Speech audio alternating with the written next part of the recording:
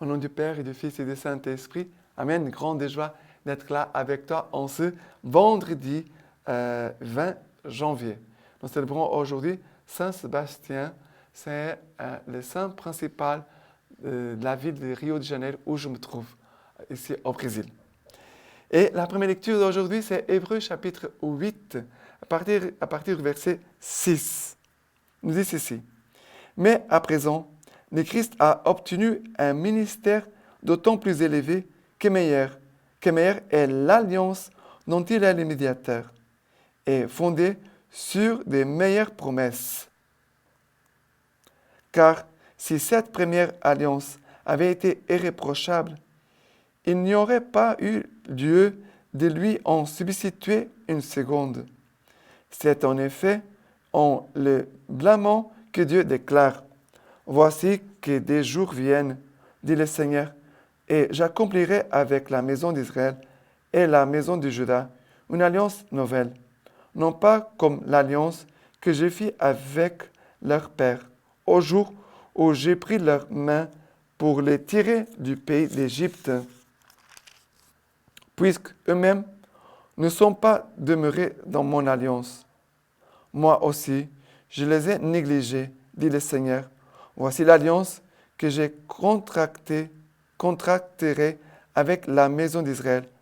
Après ces jours-là, dit le Seigneur, je mettrai mes lois dans leurs pensées, je les graverai dans leur cœur, et je serai leur Dieu, et ils seront mon peuple.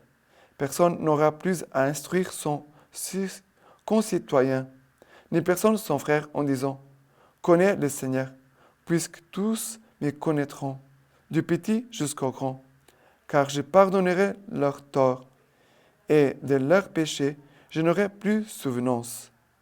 En disant, mon alliance, en disant, alliance nouvelle, il rend vieille la première. Or, ce qui est vieilli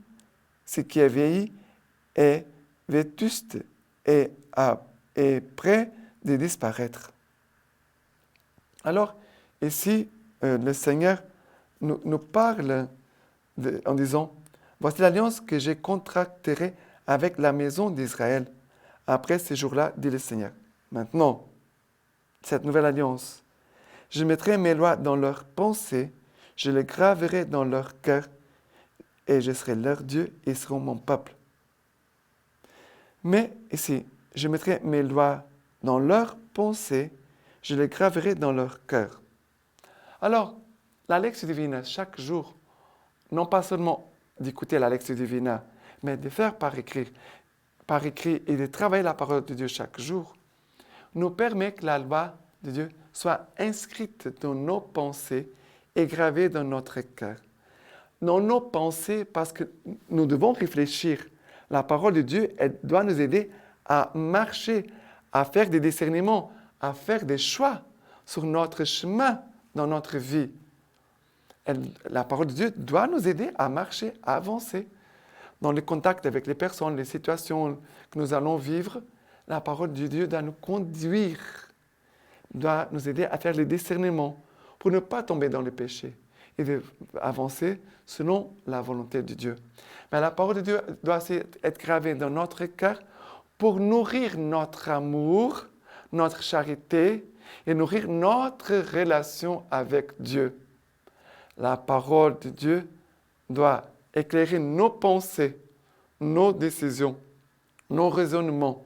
Quand on prie, on doit laisser la parole de Dieu éclairer nos pensées. Ce que je pense, ce que je pense prendre comme décision, est-ce que cela correspond à la volonté de Dieu? La parole de Dieu doit éclairer notre intelligence. Et quand nous prions, la parole de Dieu doit accompagner notre oraison. Mais aussi la parole de Dieu doit être gravée dans notre cœur. Ça veut dire que j'appartiens au Seigneur, je veux aimer le Seigneur, je veux vivre dans la charité, je veux aimer mes prochains. La parole de Dieu doit être cette lumière intérieure dans nos pensées, dans nos cœurs, qui nous aide à vivre dans la foi et dans l'amour. La parole de Dieu dans nos pensées, c'est pour nourrir notre foi et nos discernements. La parole de Dieu gravée dans nos cœurs, c'est pour nourrir notre relation d'amour envers Dieu, il y a aussi notre vie de charité envers le prochain. D'accord? Maintenant, le psaume d'aujourd'hui, c'est le psaume 85, à partir du verset 8. Fais-nous voir, Seigneur, ton amour, que nous soit donné ton salut. Proche est ton salut pour qui le craint, et la gloire habitera notre terre. Amour et vérité se rencontrent, justice et paix s'embrassent. Vérité germera de la terre, et des cieux se penchera la justice. Le Seigneur lui-même donnera le bonheur, et notre terre donnera son fruit. Justice marchera devant lui, et de ses pas tracera un chemin. La parole de Dieu tracera un chemin. La parole de Dieu sera notre justice. Sera cette parole qui marchera devant nous. La parole de Dieu, c'est cette semence qui tombe dans notre terre, dans notre âme, qui va produire du fruit. Cette parole va nous conduire au bonheur éternel. Cette parole est amour et vérité, que nous garde dans l'amour et dans la vérité, dans la justice et la paix. Cette parole, elle est proche de nous, que cette parole a la force de salut, de nous sauver. Et aussi, la gloire, ça veut dire cette parole de Dieu qui veut habiter dans notre terre tous les jours de notre vie. Qui a la parole de Dieu ne se perdra jamais. La parole de Dieu sera toujours notre boussole, cette lumière intérieure, toujours à nous conduire vers Dieu. Parce que Dieu est aux cieux, mais Dieu, il est aussi avec nous. Et parfois, parfois la personne peut ne pas savoir, mais je sais que Dieu est avec nous, mais Seigneur, où tu es? Où tu es? Je sais que tu es là, mais où? Je dois te voir, je veux te voir. La parole de Dieu va toujours nous ouvrir nos yeux pour nous dire, voilà où le Seigneur est, où le Seigneur m'attend, et qu'est-ce que le Seigneur veut de moi. D'accord?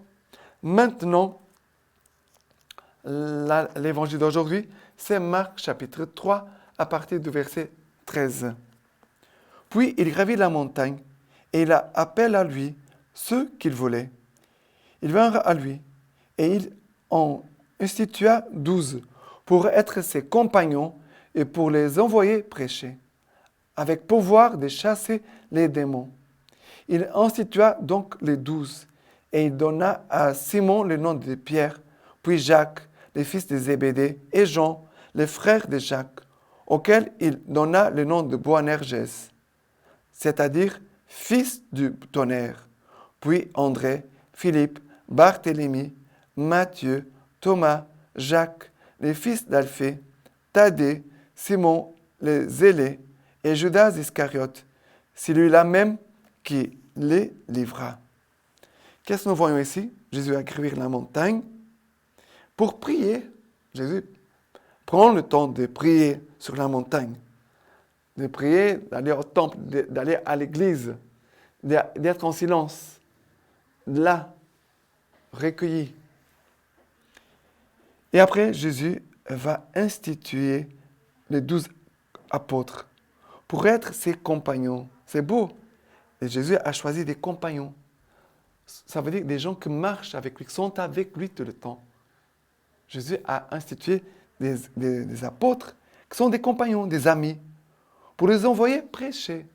Mais Jésus va les envoyer à prêcher, mais ils vont d'abord apprendre à écouter.